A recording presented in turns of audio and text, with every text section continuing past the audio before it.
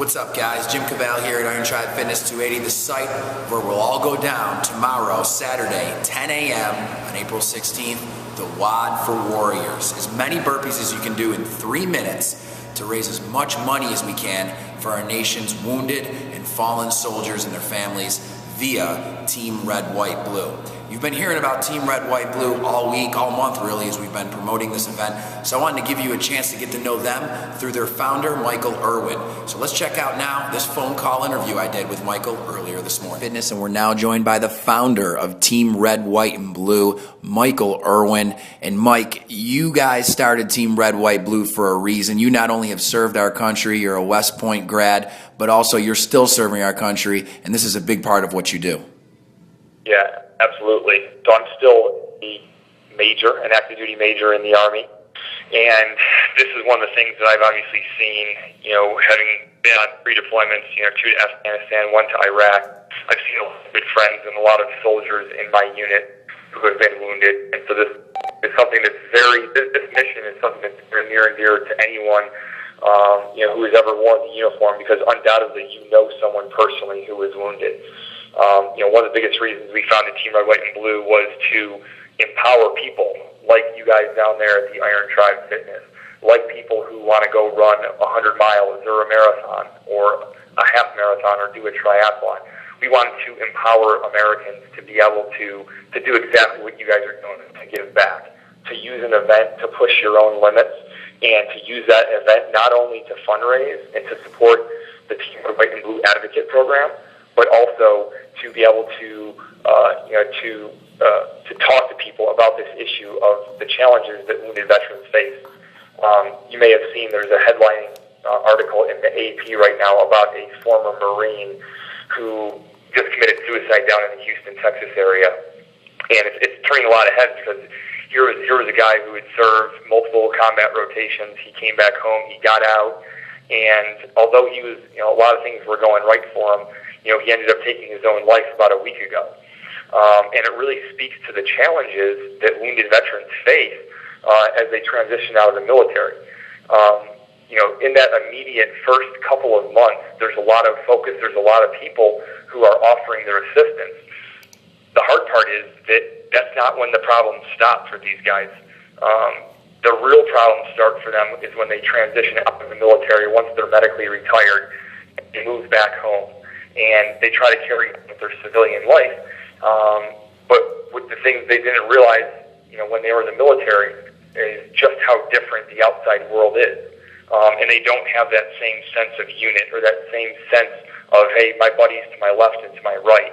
And it's a very difficult transition to make. I've never been wounded, but I can speak to it, here at the University of Michigan. I had a really difficult time making the transition from, Afghanistan to coming here to graduate school. So, the money that's being fundraised by people like you down there is going to help us to be able to bring together wounded veterans with people from the community. We're trying to connect them to people who want to support the reintegration and want to be able to, reach out to them and thank them in a personal way. So we really appreciate what you guys are doing down there. That's great stuff, Mike. I mean, really talking about where your organization is going from here. Obviously, you want to keep it grassroots, but at the same time, you obviously want to see it grow and have more partnerships like a WOD for Warriors type partnership. Just talk about some of the other work you guys do with other organizations and where you're planning on going from here as Team Red, White, and Blue matures and helps more and more vets. Yeah, that's a great question, and I think that's like the question of here, Will, is how do you balance, keeping that grassroots focus and expanding. And I will say, no matter how big we get, and we do feel that 1 year from today we'll be, impacting 5 times as many wounded veterans as we are right now. But we will never lose that grassroots focus, and the reason why is because of events like WOD for Warriors. We will always have people within our organization who stay connected to people like you, to people out there who are saying, hey, look, I want to do this event to support Team Red, White, and Blue. We will always have people who are interfacing, and making sure that grassroots focus never goes away. In terms of, what we're doing as we look forward, right now we're supporting wounded veterans in Houston, in Washington, Washington, D.C., in Michigan, in South Dakota, Phoenix, Arizona, and pretty soon here in Chicago and in New York City. We'd also like to come down to Montgomery, Alabama, hopefully, next year, and some other cities down south as well, like Atlanta and Raleigh. But ideally, we're trying to expand and connect with as many wounded veterans as we can in these areas. But again, we can only grow as fast as we have that grassroots support. So that's why events like this are so critical to making people aware of this organization and making people aware that they can have a big impact by doing an event like Life for Warriors. They can also have a big impact by running the marathon.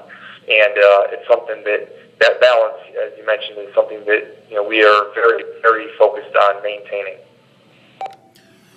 Great stuff, Mike. Thanks a lot for taking the time to tell us more about Team Red, White, and Blue. Down here in Birmingham, Alabama, all of the athletes between Iron Tribe Fitness Homewood and Iron Tribe Fitness 280, more than 300 of them, are supporting as sponsors and participants because they see the same vision you do. And not only do we share it, but we want to grow it. So thanks again for this opportunity. Yeah, well, thank you. Like I said, I cannot thank you guys enough for what you're doing. You can see the excitement on there on the Facebook page alone. There's a lot of excitement within our organization for what you're doing. This is the first really big event of its sort. And we hope you guys set the example and other organizations and other gyms follow suit and see what you guys have done. And hey, we can try to do something just like that because we think that what you guys are doing down there is very powerful. So thank you very much.